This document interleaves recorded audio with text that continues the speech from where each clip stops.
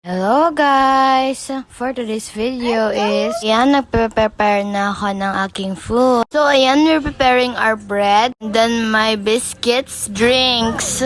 So ayan, for my bound and for my lunch, and then after that, dinaayusan ako ni mama. So ayan, anis na ako niya ng hair, and then magalagay ako ng patch ko para iwas sa lamok at di tayo makagat. So ayan, inaayos muna ni mama yung hair ko. Kaya naka-PE uniform tayo ngayon. So ayan, antok pa ako ng konti.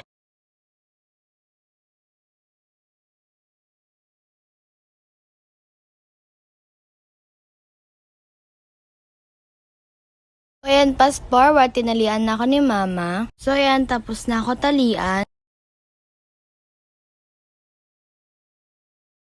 So ayan na pala yung tali ko. And then outfit check.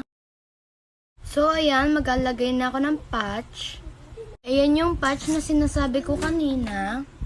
So ayan palang kanyang iba't design, and nabili namin yan sa Watson ni mama. Nilalagay na ni mama sa gilid. So ang napili ko pala ipalagay kay mama is yung pig. So ayan na siya.